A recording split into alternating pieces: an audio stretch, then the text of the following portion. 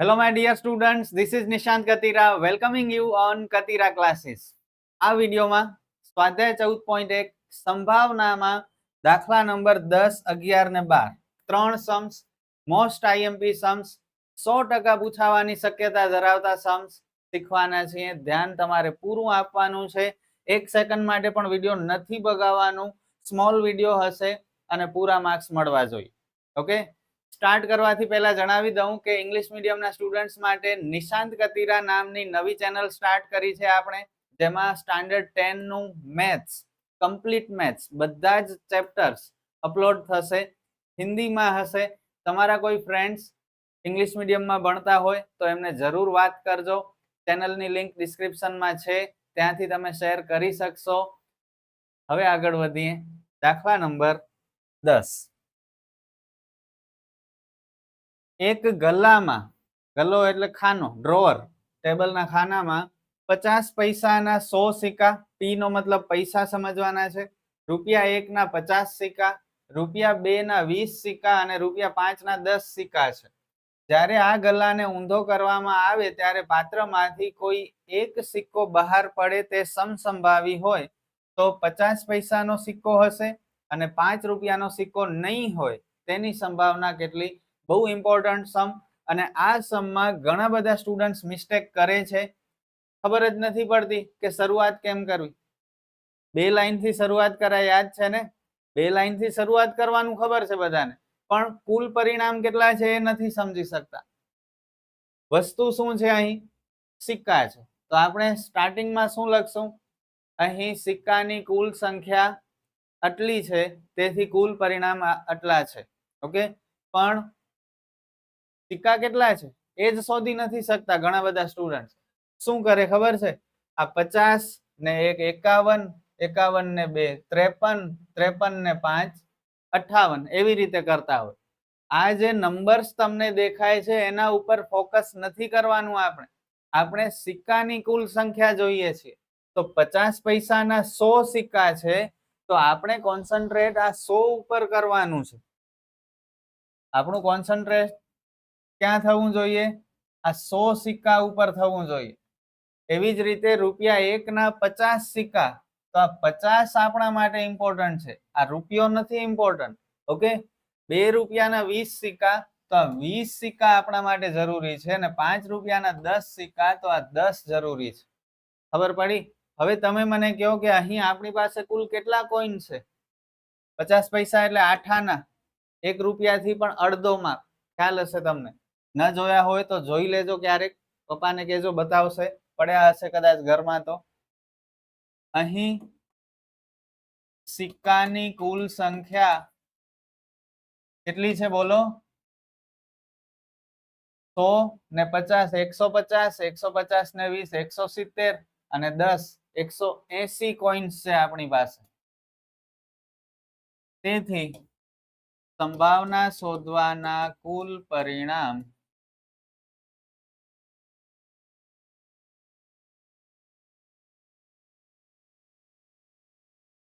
$180 છે. ઓકે, ચલો હવે આપણે ઘટના એ, પહેલા પ્રશ્ન માટે ઘટના એ અને બીજા પ્રશ્ન માટે ઘટના બી જોઈ જોઈને લખવાનું છે. કંઈ મગજ વધારે નથી વાપરવાનું, બધાને આવડી જાય એટલો ઈઝી સમ છે. પહેલા પ્રશ્નમાં પૂછ્યું છે કે 50 પૈસાનો સિક્કો હશે, તો બસ એમ જ લખીએ, 50p નો સિક્કો હશે. 50 પૈસાના કેટલા સિક્કા છે? 100. ઘટના એ થવાના પરિણામ 100 છે. તેથી ઘટના એ થવાની સંભાવના, પ્રોબેબિલિટી ઓફ ઇવેન્ટ એ, સંભાવનાને ઇંગ્લિશમાં પ્રોબેબિલિટી કહેવાય, એટલે આપણે પી લખીએ છીએ. સૂત્ર લખવાનું, ઘટના એ થવાના પરિણામ છેદમાં કુલ પરિણામ. ઘટના એ થવાના પરિણામ 100 છે, કુલ પરિણામ 180 છે. હવે જુઓ, કટ થાય છે તો કરવાનું. અગાઉ જે કાંઈ પણ સમ્સ ભણ્યા એમાં કટ નતું થતું તો નતા કરતા. 0 0 ઉપર નીચે કેન્સલ, 10 અને 18 ક્યાં ટેબલમાં આવે? 2 ના ટેબલમાં આવે. 2 ગુણ્યા 5 10 અને 2 નવા 18. તો ફાઇનલ આન્સર 5/9. બસ દાખલાની શરૂઆત 2 લાઈન લખીને અને દરેક ઘટના માટે 3 સ્ટેપ આવશે. બસ આટલું યાદ રાખો કે સંભાવનાના દાખલામાં હું 2 લાઈન લખીશ સૌથી પહેલા કુલ પરિણામ વાળી, અને દરેક ઘટના માટે 3 લાઈન લખીશ. એટલું પોતાને કહી દો, પછી નહીં ભૂલાય. હવે બીજી ઘટના, જેને આપણે ઇવેન્ટ બી કહેશું. ઘટનાને ઇંગ્લિશમાં ઇવેન્ટ કહેવાય. શું પૂછ્યું છે જુઓ, 5 નો સિક્કો નહીં હોય, ₹5 નો સિક્કો ન હોય.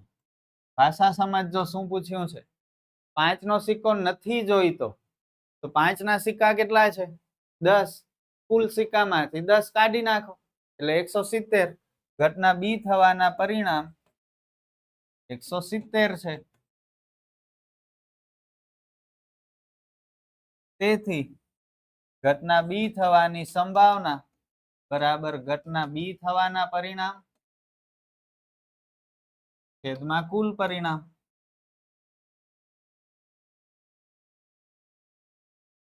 (170 છેદમાં 180) 0 0 કટ. 17 છેદમાં 18. આગળ કટ નથી થતા તો જેમ છે એમ રહેવા દો. સમ ઓવર. કેટલું ઈઝી હતું. પણ અહીં સિક્કાની કુલ સંખ્યામાં ભૂલ નહીં કરતા, ફરીથી કહું છું તમને. આગળ વધીએ. નેક્સ્ટ સમ. ગોપી પોતાના માછલી ઘર માટે દુકાનમાંથી માછલી ખરીદે છે. દુકાનદાર મોટી ટાંકીમાંથી યાદચ્છિક રીતે એક માછલી બહાર કાઢે છે. આ ટાંકીમાં 5 નર માછલી અને 8 માદા માછલી છે.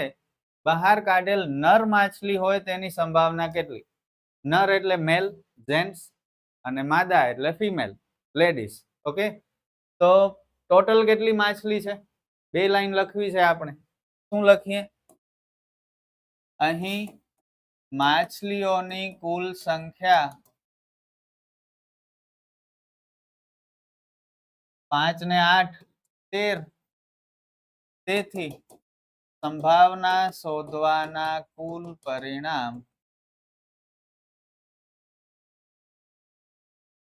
13 છે. બસ હવે એક જ સમ ગણવાનો છે. ઘટના એ જ થશે, ઘટના બી નહીં થાય. જો શું પૂછ્યું છે. ઘણા સ્ટુડન્ટ શું કરે ખબર છે? નર માછલી માટે ઘટના એ, માદા માછલી માટે ઘટના બી. પણ શા માટે એવું કરો છો? તમે જુઓ તો ખરા પૂછ્યું શું છે. બહાર કાઢેલ નર માછલી હોય તેની સંભાવના કેટલી? માત્ર નર માછલી માટે જ પૂછ્યું છે આપણને, તો એટલું જ લખશું. ઘટના એ બરાબર બહાર કાઢેલ નર માછલી હોય. જોઈ જોઈને જ લખવાનું છે, કઈ જાજુ નથી વિચારવાનું. અહીં નર માછલી કેટલી છે? ઘટના એ થવાના પરિણામ 5 છે. બરોબર. તેથી ઘટના એ થવાની સંભાવના બરાબર ઘટના એ થવાના પરિણામ છેદમાં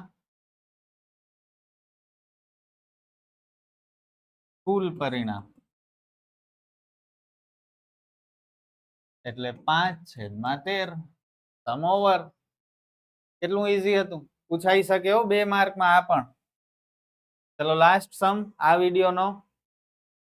બહુ ઇન્ટરેસ્ટિંગ અને મોસ્ટ આઈએમપી સમ છે. ઘણી બધી વખત બોર્ડની એક્ઝામમાં પણ પૂછાઈ ગયું છે અને પહેલી એક્ઝામમાં પ્રિલિમ્સમાં પણ પૂછાશે. તકની એક રમતમાં ગોળ ફરતું એક તીર હોય છે. તે 1 2 3 4 5 6 7 8 માંથી કોઈ એક પાસે નિર્દેશ કરતું અટકે છે અને આ સમસંભાવી પરિણામ છે. સમસંભાવી એટલે આ 1 થી 8 માંથી કોઈ પણ પરિણામ આવી શકે. એડવાન્સમાં કહી ન શકાય કે કયો આવશે. 4 ક્વેશ્ચન પૂછ્યા છે એટલે 4 માર્કનો આ સમ છે. તે 8 તરફ નિર્દેશ કરે તેની સંભાવના કેટલી? અયુગ્મ સંખ્યા તરફ નિર્દેશ કરે તેની સંભાવના કેટલી? 2 કરતા મોટી સંખ્યા તરફ નિર્દેશ કરે તેની સંભાવના કેટલી? ને 9 કરતા નાની સંખ્યા તરફ નિર્દેશ કરે તેની સંભાવના કેટલી? બહુ જ ઈઝી સમ. 4 માંથી 4 માર્ક કોઈને પણ આવે. નાના બાળક હોય ને એને પણ આવી જાય, જો અગાઉના એને 1 2 સમ ગણ્યા હોય તો. તમે તો 10માના વિદ્યાર્થીઓ છો. તમને તો માર્ક મળવા જ જોઈએ. ચલો સ્ટાર્ટિંગ શું કરીએ આપણે, કયો સમજાણો ને ક્વેશ્ચન? ફરીથી સમજાવી દઉં. જુઓ, એક ગેમ રમવાની છે આપણે. એક ચક્ર છે, ચક્ર ઉપર એક તીર તમે જોઈ શકો છો. ચક્ર ઉપર 1 થી 8 નંબર લખેલા છે. આ ચક્રને આપણે ફરાવશું ગોળ ગોળ તો થોડી વારમાં અટકશે અને આ તીર કોઈ પણ એક નંબર ઉપર આવશે. સમજ્યા? તો 8 માંથી કોઈ પણ એક નંબર તીરની સામે આવશે. ક્લિયર? હવે આપણે બે લાઈન લખવી છે શરૂઆતની. શું લખીએ? અહીં કુલ 8 સંખ્યાઓ છે, તેથી સંભાવના શોધવાના કુલ પરિણામ 8 છે.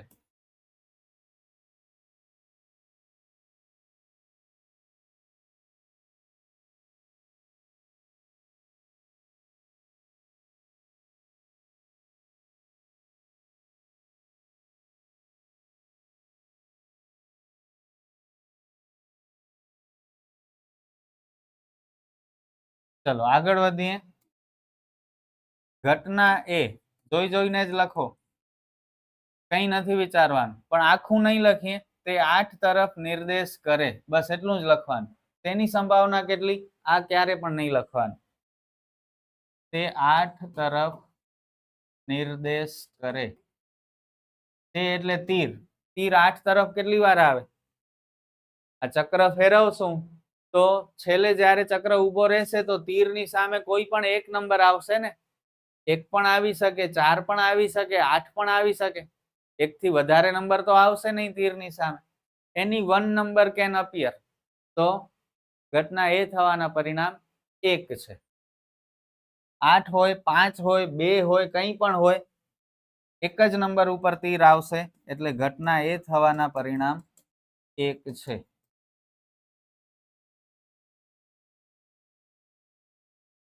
તેથી ઘટના એ થવાની સંભાવના બરાબર ઘટના એ થવાના પરિણામ. આ સૂત્ર નહીં લખો તો ચાલી શકે છે બોર્ડની પરીક્ષામાં, બરોબર, છેદમાં કુલ પરિણામ. ઘટના એ થવાના પરિણામ 1 અને કુલ પરિણામ 8. દાખલો પૂરો. મતલબ આ ઘટના એ પૂરી. હવે ઘટના બી તમે કહો શું લખીએ? અયુગ્મ સંખ્યા તરફ નિર્દેશ કરે. અયુગ્મ એટલે શું ખ્યાલ છે? એકી સંખ્યા, જે 2 ના ટેબલમાં ન આવે એવી સંખ્યા. અયુગ્મ સંખ્યાઓ કઈ કઈ છે? કયો? બોલો. 1, 3, 5, 7, 9, 11, 13, 15, 17, 19, 21, 23 અનંત સુધી છે. બરોબર. આપણે આ 8 નંબરમાંથી અયુગ્મ સંખ્યા કેટલી છે માત્ર એ જ જોવાનું છે. તો 1, 3, 5 અને 7 4 પરિણામ મળશે. બસ. હવે કયો તમે શું લખીએ?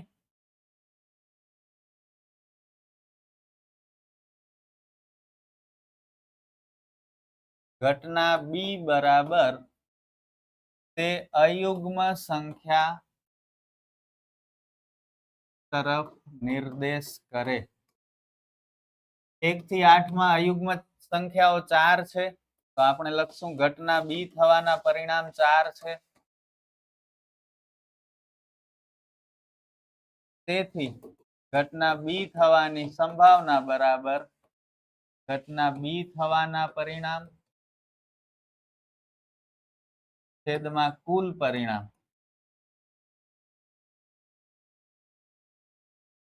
4/8. કુલ પરિણામ 8 છે. કટ થાય છે તો કરી નાખો. 4 એકા 4 અને 4 દુ 8. બસ પૂરું. ચલો હવે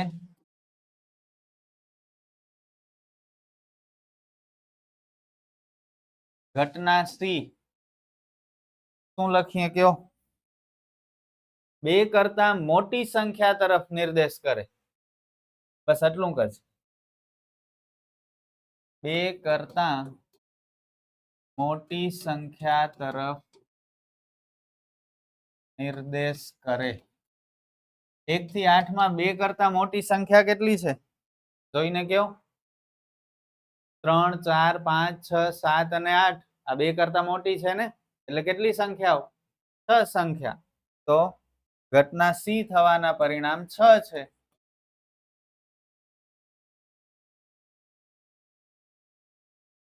તેથી ઘટના સી થવાની સંભાવના બરાબર ઘટના સી થવાના પરિણામ છેદમાં કુલ પરિણામ 6/8 કરો કટ. 2 તેરી 6 અને 2 ચોક 8 એટલે 3/4. અને લાસ્ટ 9 કરતા નાની સંખ્યા તરફ નિર્દેશ કરે. 9 કરતા નાની સંખ્યાઓ કઈ છે? બધી 9 કરતા નાની જ છે ને. 8/8 ઘટના ડી થવાના પરિણામ 8 છે.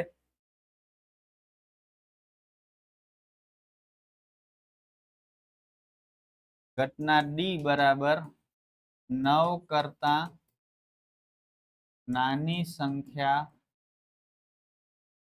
તરફ નિર્દેશ કરે. ઘટના ડી થવાના પરિણામ 8 છે.